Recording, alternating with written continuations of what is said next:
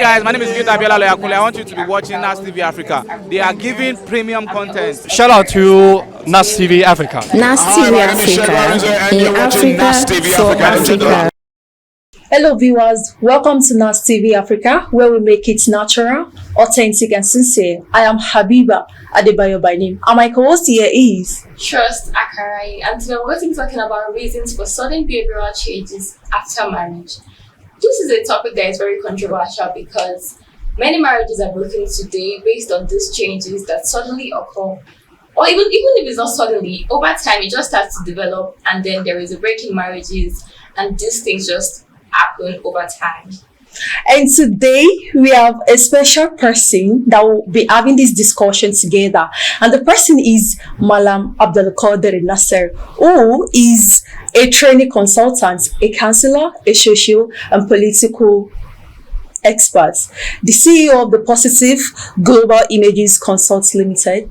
Welcome and good afternoon, Mr. Nas. Thank you very much. All right, sorry, Abiba, yes, Trust. Thank you very much, sir. Okay, nowadays it has been coming to the social media, even those that are not on social media, there's a lot of couples are filing for divorce nowadays. So what can you tell us, or what do you have to say about it? Like, what is causing these sudden changes? Why new couples, like newly wedded couples, are filing for divorce? Yeah, thank you very much. I think this topic is quite timely and fantastic for that matter. Why I say that it's rampant. Okay. I think the statistics have recently shown that out of 10 marriages, only maybe one or two survive a year or two. Wow. Yeah, so it's that bad now because the value orientation and the proposition is quite different.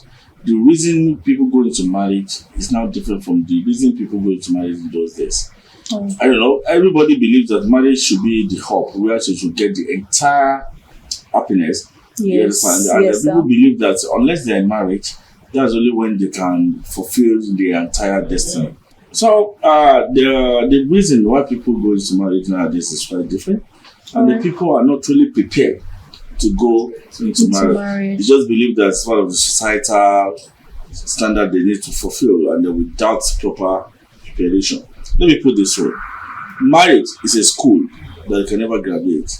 And when people spend 4 years, 7 years, up to PhD level, professional level, in having as an economics, as an accountant, as an engineer, and the people don't even spend 1 year, not even two minutes or 3 minutes, not even 3 years, not even 1 month to study what marriage is all about. And again, most children that go to wedding today or marriage, they learn mostly from their parents. And again, the parents are not even good models. If you understand. For them. Yeah. So it's something that people need to learn. Marriage is something people need to learn. They need to learn the composition of marriage.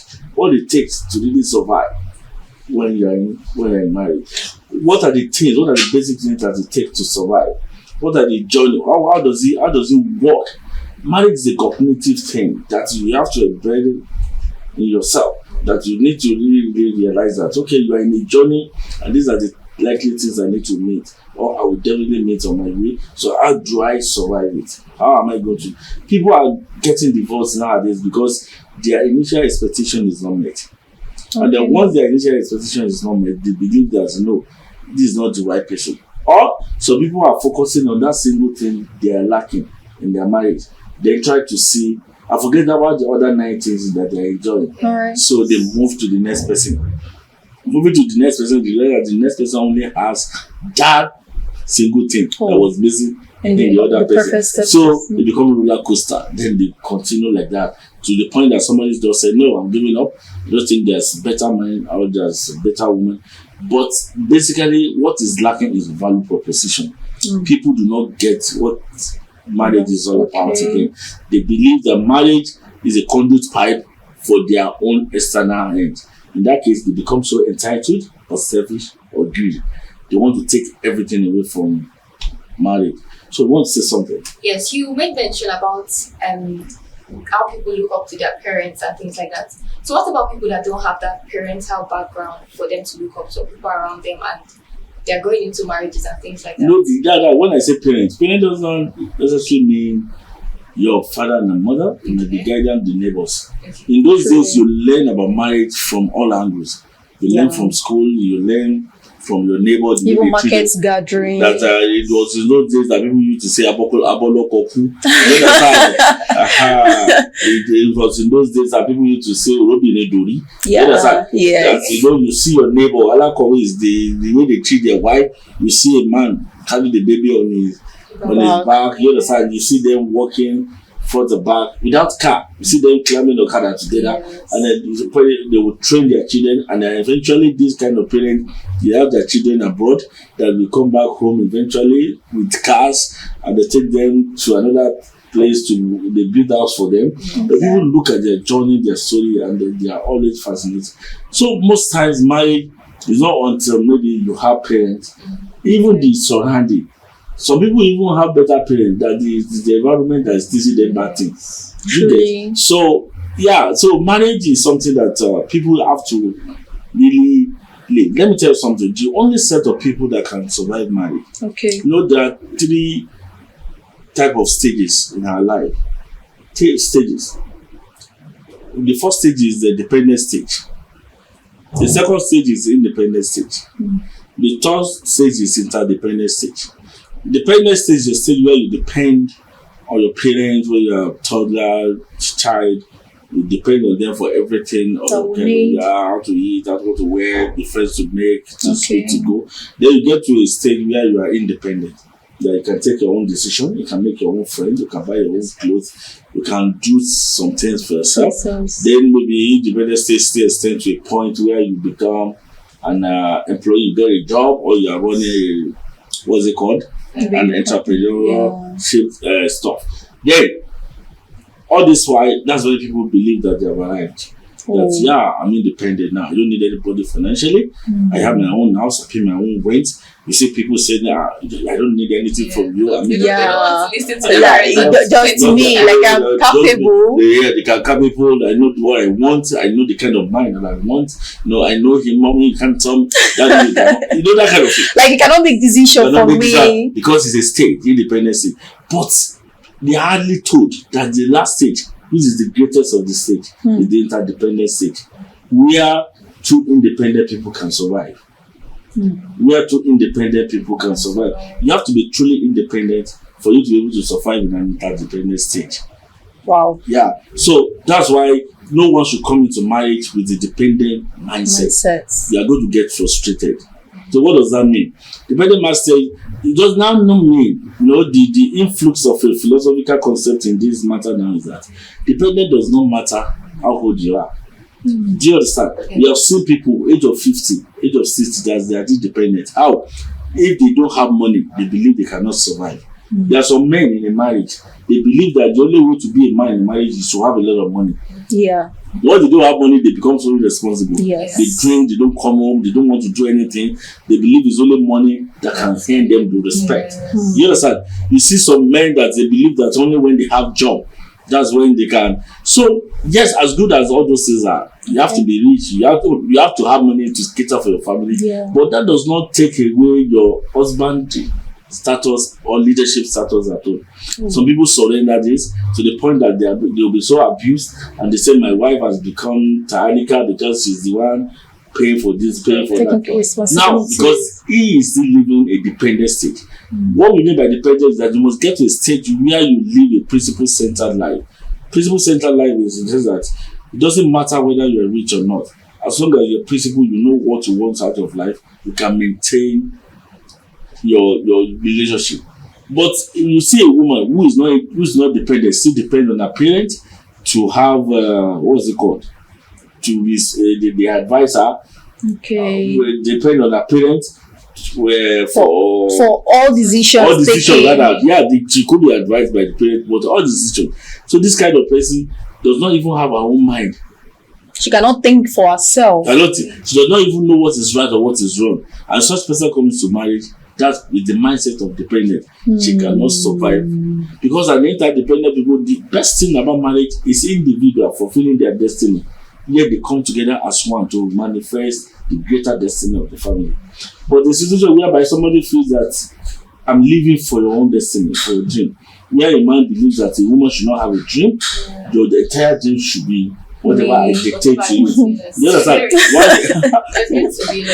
A lot of issues. When a woman believes that you cannot have your dream, everything you get, everything must be what I want. Then this kind of thing, at a point in time, they're going to realize this and they think that they cannot live together. So the background is the major reason why people are divorcing nowadays. Then the second part is emotional intelligence. People cannot cope with any kind of hardship. You understand? In marriage, there's what they call power struggle in marriage. In every marriage, initial when you finish marriage today, maybe you are wedded today, the second day power struggle begins. At home. When you say power struggle, what exactly do you think that? Okay, what I mean by power struggle is that power struggle in marriage simply means two people try to dominate each other. Okay. You understand? It's a subconscious thing. It's not deliberate. Everybody wants it. You want to dominate your environment. You have a man that you are dating, you want that man to accept you 100%. Everything about you, whether good or bad. A man wants the wife to accept him 100%, whether good or bad. So all of them will be struggling. For example, the man who has friend that always go out and they comes back home around maybe 10 o'clock. You understand? That kind of man wants the girl, the wife, to accept that from her 100%. That's where I am. You cannot take my friends away from me. You cannot take me away from my friend. And the woman will be saying, no, you are now married. You have to be home. And the woman will have to say that every weekend, every Friday to Monday, I have to be with my parents. You have to accept that. It's a power struggle. And then you will expect the man to accept it. So both of them will struggle for this. When you look at it, initial adjustment, adaptation, ability to inflate each other's character. Like, okay, what is it that you can let go? What's that you can let go? Nobody wants to let go anything at this point in time. Okay. They begin to struggle. This is the point most that you have your say. I should have my own say. Yeah, no, not even that. That's my say must be 100%. The man will not come from angle. My say must be 100%. You understand? Yes, the time both of them are struggling for this. This is a period they think they are not getting right. You know, it's a natural thing. I'm telling the couples out there now. It's a natural phenomenon. It's normal to feel that. Yeah, it's normal for each person. It's not left for you to communicate and say, okay, instead of coming back home 10 o'clock, then I will make a bet. You have to take it easy with me. I will reduce you to hate now. You understand? Now, instead of you to go to your parents every Friday and they do this, then you have to make it once in a month. You understand? They'll be bringing. Then the husband will say, okay, now you have done 8 o'clock for the last 2-3 months, then you have to reduce it back to 6. Except you have something very important you're doing outside. They will have now say, unless it's important before you know it, after 3 years, 3rd year, 5th year, you are going to get used to each other and you have understanding. In fact, you get to a stage where the wife will not be the one asking the husband, are you not going out today? What's happening? Are you okay? Okay, sir. Please, what can you say in the case of a husband who doesn't want to come in terms? Like, my 10, I'll come out by 10 and that's fine now. That's what causes breakup in marriage. You understand? When you insist, when you are rigid, because when you don't want to consider the other person, there's nothing like that is me 100%, you have to accept it. I mean, you can't do that. That's why ladies of nowadays must be trained in such a way that they should not see money as everything. You understand? When you see money as everything, you are going to compromise yourself, your entire being. Why? Because any man, you give an impression that once you pay me, I will do anything.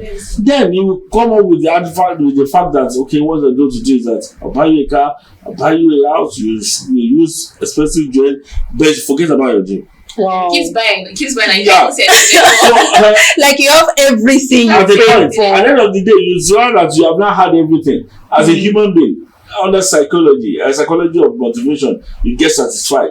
Then good means nothing again. Money means nothing. Then that's when you see a woman who has get used to being subjugated because she thought that everything is about money. When the money now ceases to be motivation, because it gets to a time that money ceases to be the motivation, except you are crazy.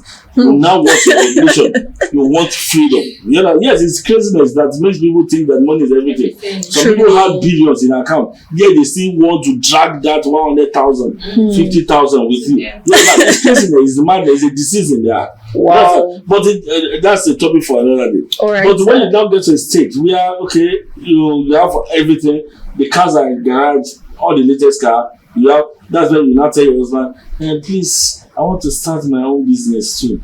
I want to begin to go to Saudi Arabia. When did that one start? Madam, what you just like, you're not his head, he's not talking to you anymore. You can see, the man will ask you that, what do you mean? What is that you want that I didn't do for you? Is it gold that you want? Look at the numbers of gold that you have. Look at the money in the account. Look at that. Hey, the woman will now say, no, at that point in time, those things cease to be motivated. Initially, when she laughed, when she didn't have it, she thought all those things will make her fulfill for the rest of her life.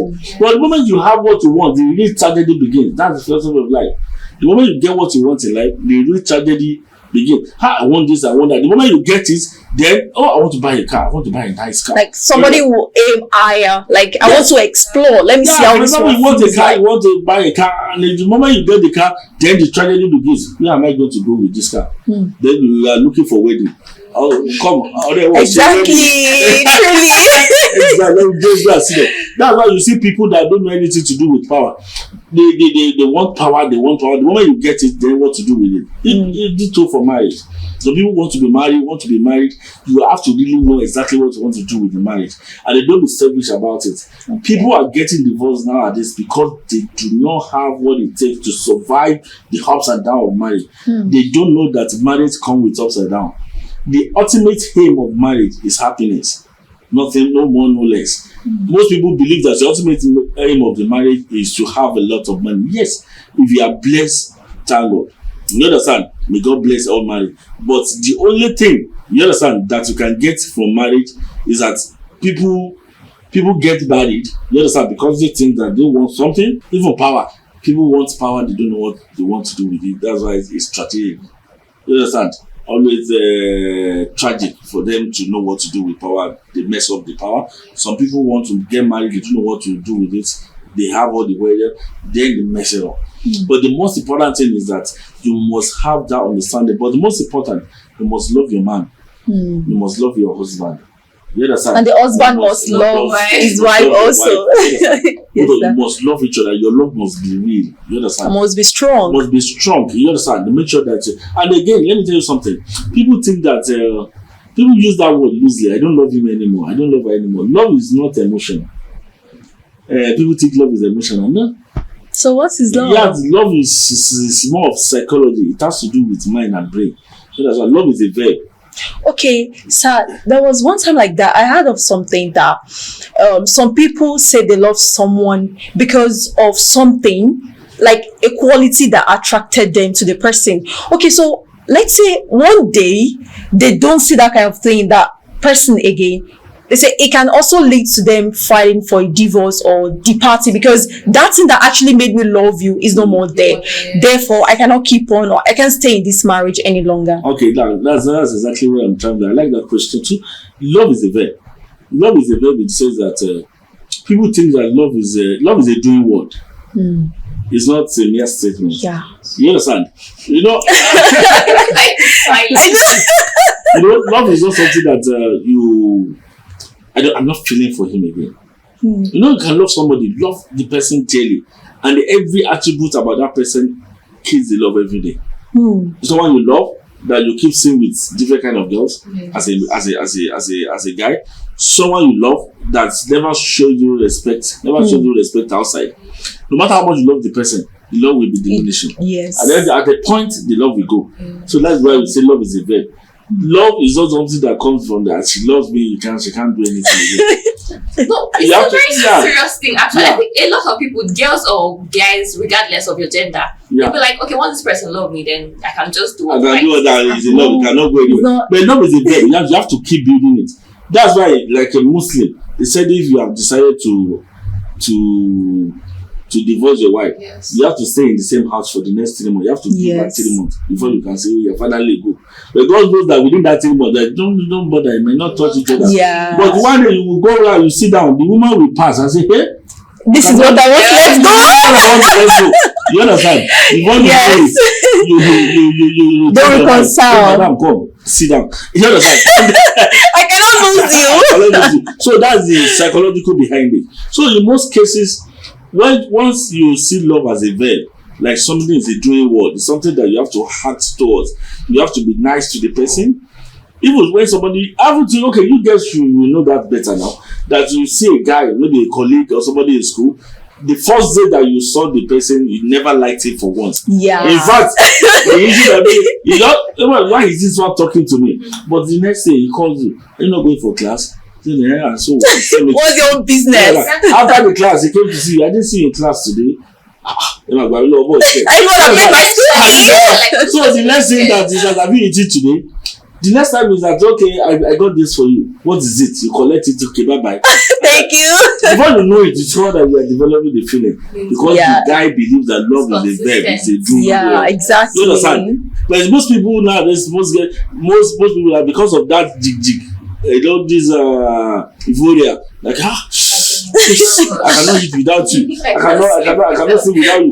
Everybody believes that when you are not feeling that way, you are not in love. No, that's not love.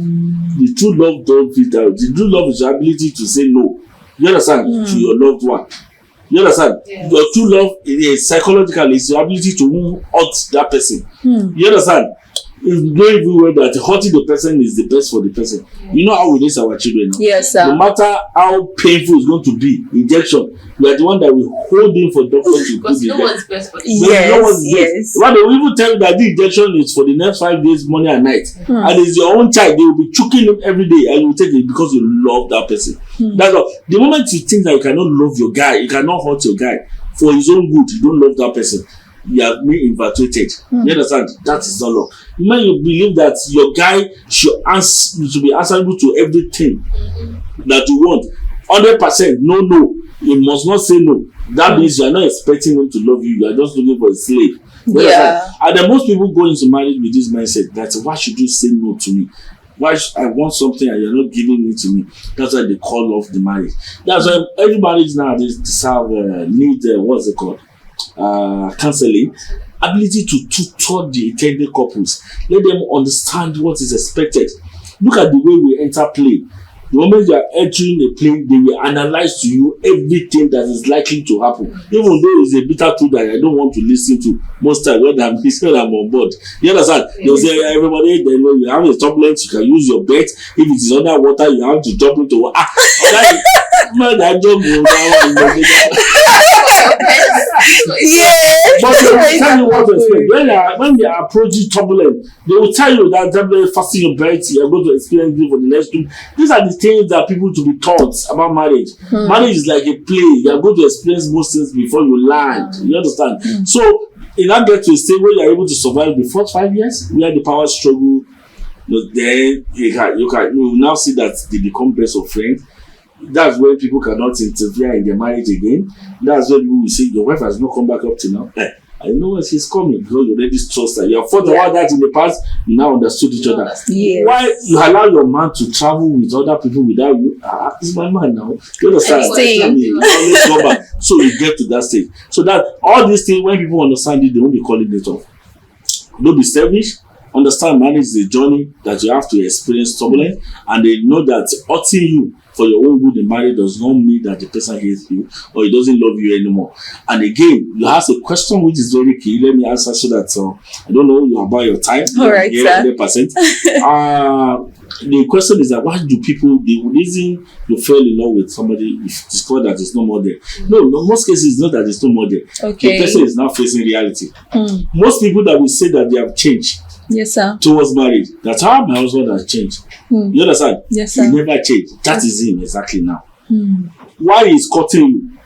You raise the standard so high that if you should fall below, you will not marry him. He said, if you are coming to see me, you must be in my place latest by 6 o'clock. If you come 1 hour late, forget it. No more relationship. And every time when you are cutting, you want pizza. If you don't want pizza, you Or want shawarma, you want shawarma. barbecue. The moment you cannot buy it, you are not getting married with me. And he knows that and in his mind, he knows that you are better than that. You are just following bandwagon because of your friends. That's what is doing. So you do that. The moment you get married, and now you are not having kids, you are not asking for pizza. You know, pizza when we have not bought baby's food. You understand? That's his thing. It has not changed, but that's the reality of marriage. You understand? He still loves you, but that is him. It's better you cope with that. You understand? Most people will disagree outside that. No, he has to come through. No, so that you can run away and marry one ritualist. Because so that is in most cases, like a woman, she never changed. There are attributes of a woman when she's pregnant. Yes. And again, you are not allowed to get her pregnant before marriage. So you can never know what her character will be during pregnancy. So those touchy restlessness and short fuse temper during pregnancy, that is not hard. That is hard during marriage. So you have to be able to cope with it. You understand? There's some men that cannot cope with not having money. But while you are dating, he works in a bank, he works in an oil company. Then after marriage, he loses his job. He may be a total changed man. You understand? That is not him. At that point in time, you have to, both of you have to understand that at that point in time, you have to manage your ego. Now again, let me run up this way about submissiveness about a woman. You have to be something to be submissive. If you are nothing and you say you are submissive, what are you submitting? That's What? You are nothing. You don't do anything about life. You don't have anything running. You don't even have a petty trading that you're going. You're a full-time housewife, and you say you are submitting. No, a submission always manifests when you are something to brag with, when you have developed yourself, when you have something, and then you now decide to say, okay, I dedicate everything to my husband. When you are called upon on stage to get an award, and you named on the stage and you call your man that I'm dedicating this to my husband. Now you are submissive. Submissiveness is about, so don't forget about your career as a woman. Don't forget your career. Don't forget your talent. Just make sure you discuss it with your husband and he agrees with you. For you to have this to act smoothly, if you're a woman and you are more ambitious than the man that is proposing to marry you, far ambitious, don't marry him. You're going to lose that ambition or you become a single mother. You understand? Yes. As long as your ambition is within what God wants, don't marry a man you are far higher ambition. There's somebody who believes that single woman is okay. I don't want money. Even if you are using a car, we can exchange what we want to do with 2 cars. And you want to manifest yourself, you really want to be successful. Don't go for him. Otherwise, you become a single mother, or you forget about the dream, because the power men have over women is awesome. You understand? Yes, so the woman too must be able to submit to your husband. I think you are going to be very, very much blessed when you do that. Wait, you can only submit when you have something. All right, thank you very much, Mr. Nas. This is very, very impactful, I must say. Very, very impactful. We learn every day. And I must say that I learned new things. And thank you very much, sir. Thank you very much, sir. Thank you. Yes, sir. You're welcome, sir. To our intending couples out there, you are welcome once again, and thank you very much for staying with us. I am very sure that you must have also learned 1 or 2 things. As a woman, make sure you're very submissive to your husband.